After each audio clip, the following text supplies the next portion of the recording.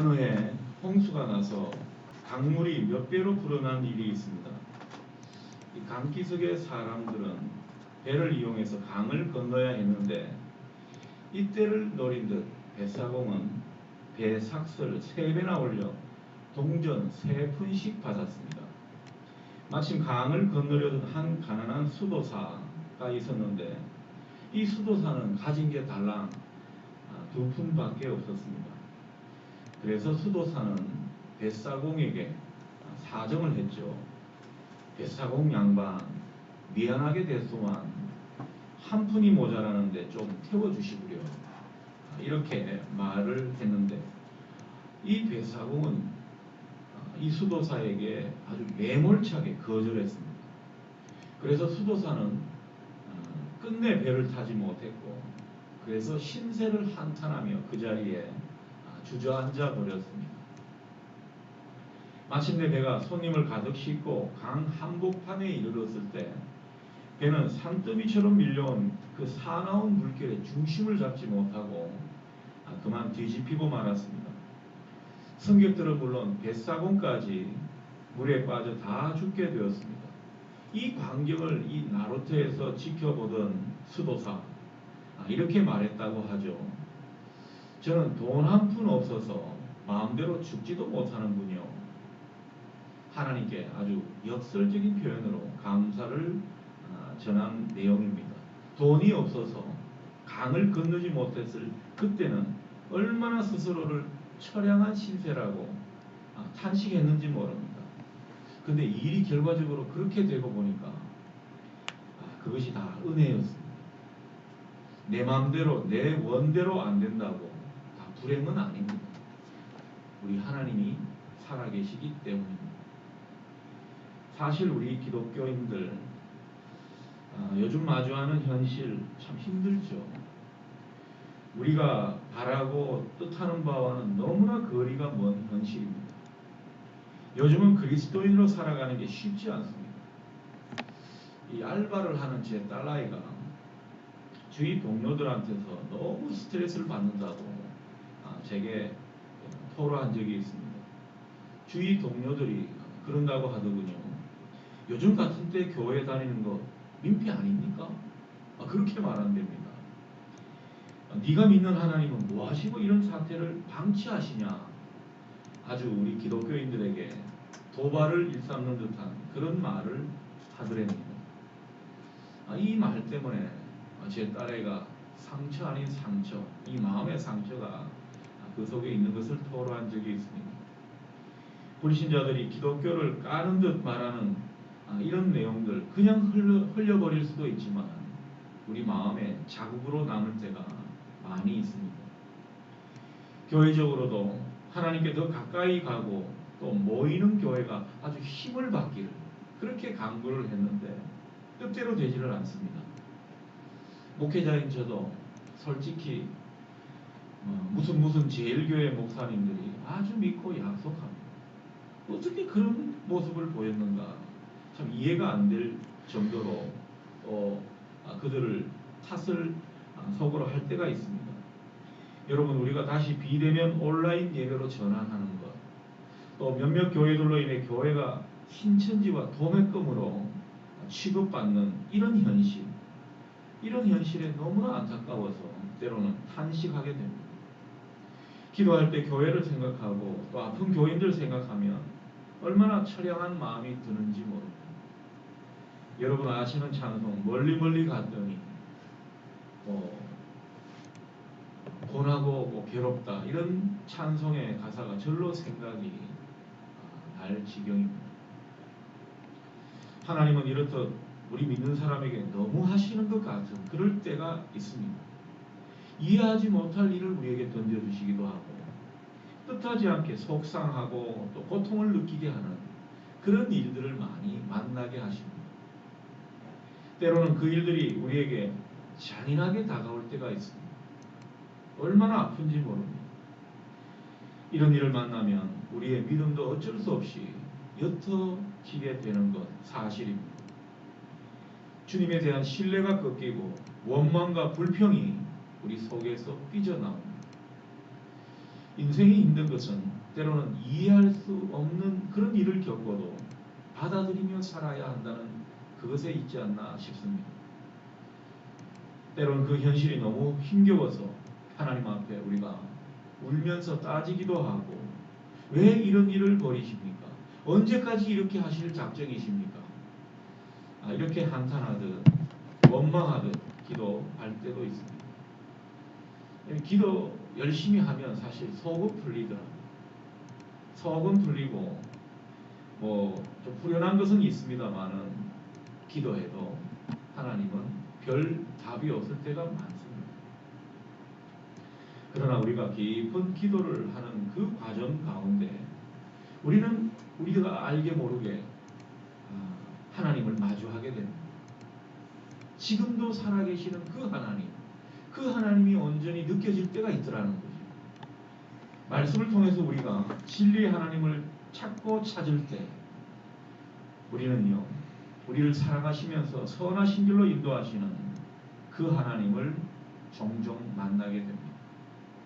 하나님은 그런 과정을 통해서 우리를 하나님에 대한 그 확신이 들도록 자꾸 인도해 가시는 것 같습니다. 그래서 때로는 하나님을 원망하다가도 때로는 하나님을 신뢰하는 그런 마음이 우리 가운데 찾아들게 되더라는 거죠. 여러분, 하나님은 오늘 본문의 말씀을 통해서 우리에게 아멘으로 우리 삶을 이끌어 가시는 하나님이신 것을 느끼게 해줍니다.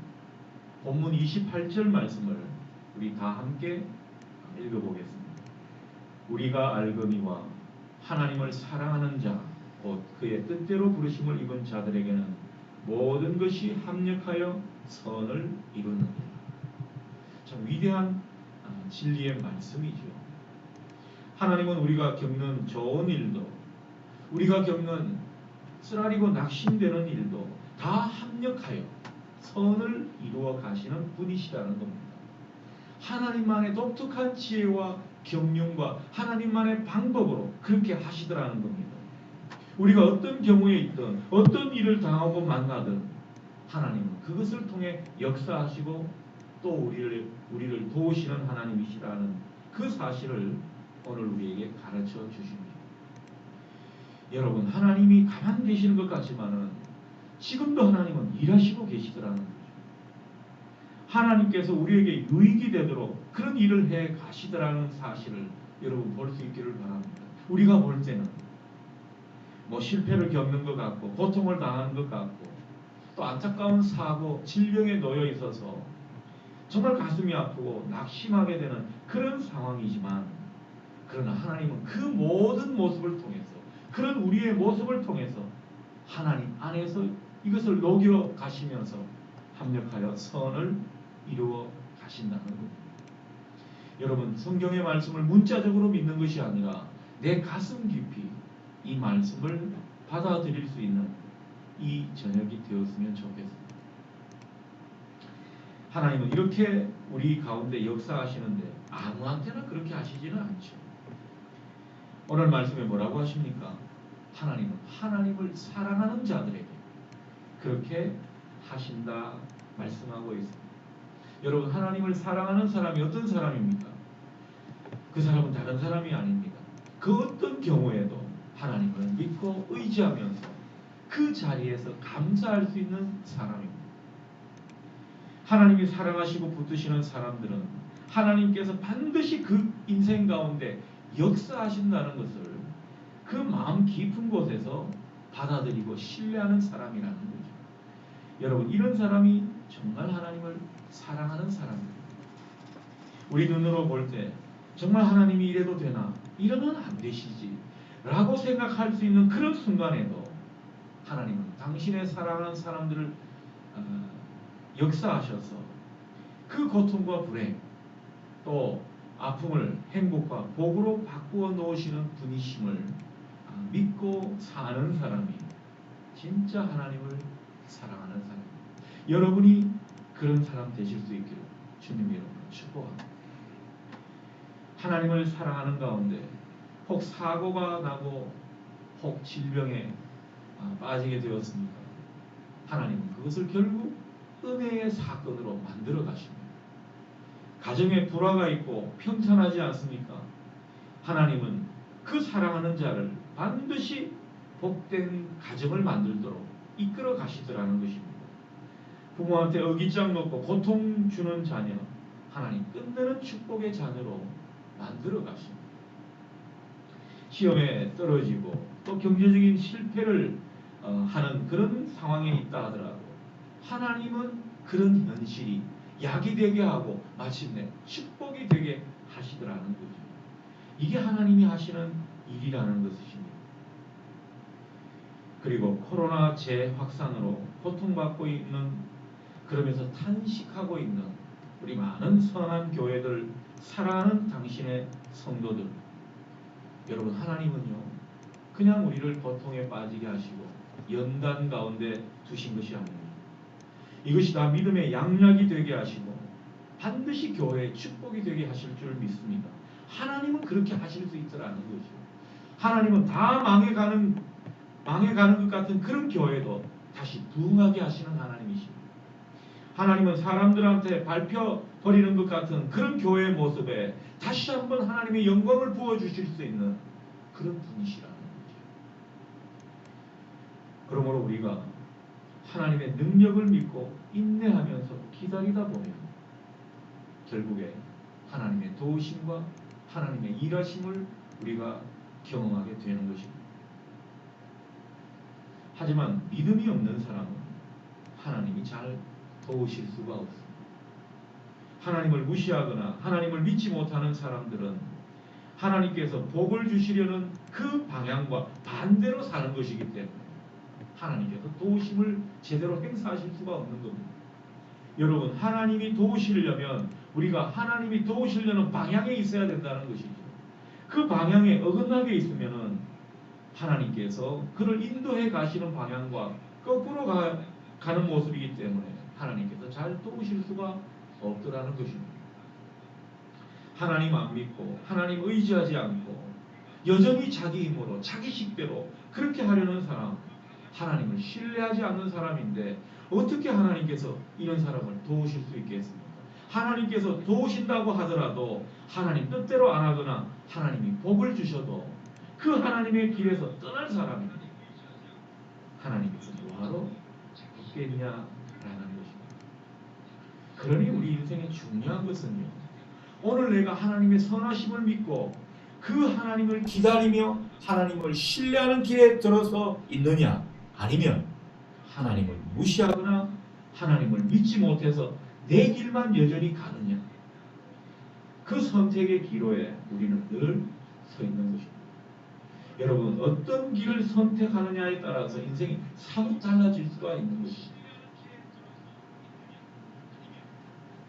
여러분, 정말 하나님을 신뢰하는 사람은 절망하지 않습니다. 낙심하지 않습니다. 울다가도 다시 하나님 보고 그 울음을 그치게 되어 있습니다. 하나님께서는 모든 것을 통해 합력하여 선을 이루시는, 그래서 마침내 하나님을 사랑하는 그 사람들을 복된 길로 인도하시는 것을 믿고 그 하나님을 경험해서 알기 때문에 낙심하지 않게 되는 것입니다. 코로나든 그 어떤 세력이든 우리의 이 믿음에서 우리를 주님과 갈라놓지 않도록 하나님은 우리를 붙들어 주실 줄 믿습니다. 이 하나님을 신뢰하고 그 길을 쭉 간 사람은요, 시간이 지난 뒤에 얼마나 그 마음속에 큰 비석과도 같은 것이 세워지는지 모릅니다. 아, 하나님께서 우리 가운데 이런 은혜의 역사를 펼쳐가셨구나. 하나님께서 이런 일을 하셨구나. 그 은혜의 역사를 되돌아보면서 하나님께 정말 넘치는 감사를 드릴 때가 있더라는 것입니다. 우리의 불행과 실패 가운데 일하시고 그 가운데 합력하여 선한 길로 인도하시는 그 하나님의 지혜와 하나님의 능력을 찬양하게 되는 것입니다. 우리 모두가 이런 모습으로 훗날 하나님을 찬양하고 감사했으면 참 좋겠습니다. 그러니 여러분, 여전히 힘들고 속상하고 이해되지 않는 것들이 아직 많다 하더라도 하나님이 여러분을 도우시고 여러분에게 복 주시는 그 방향에 서 계실 수 있기를 바랍니다. 그것이 중요하더라는 거죠. 그러면서 좀 더 기도하고 인내하면서 성령의 지혜를 구하시는 여러분 되시면 좋겠습니다. 뭐 사람들 찾아다니면서 여러 말 저런 말 할 것 없습니다. 여러분의 심정을 사람들한테 쏟아내면서 위로받으려고 하지 마십시오. 주님께 그것을 쏟아내시고 주님이 주시는 그 위로를 여러분 받아 누리시면 좋겠습니다. 주님 앞에 여러분의 고통, 낙심, 질병, 한숨을 다 내놓으십시오. 그것을 내놓는 순간 하나님께서 그것을 맡으십니다. 그리고는 하나님의 그 합력하여 선을 이루시는 하나님의 방법대로 인도해 가시더라는 거죠. 우리는 그런 하나님을 다시 한번 신뢰하는 이 저녁이 되었으면 좋겠습니다. 그 가운데 하나님이 우리를 어떻게 도우시는지 경험하는 우리 모두가 되기를 축복합니다. 하나님은 분명 우리 불행과 실패 가운데 일하십니다. 합력하여 선한 길로 우리를 인도하시는 분이십니다. 우리가 이 하나님을 인정하고 그 하나님을 기다리고 그 하나님을 신뢰하며 나아갈 때 여러분은 분명 하나님의 더 큰 은총의 세계를 경험하게 될 것입니다. 저는 여러분이 어려운 가운데서도 이런 하나님의 은총의 세계를 계속 경험해가고 그것이 더 확장되어 갔으면 좋겠습니다. 그 가운데 여러분이 모든 현실에서 넉넉히 이길 것입니다. 무엇보다 믿음의 그 열매를 점점 맺게 될 것입니다. 우리 모두 합력하여 선을 이루시는 하나님을 더욱 신뢰하는 그런 오늘이 될 수 있기를 주님의 이름으로 기원합니다. 아멘. 기도하겠습니다.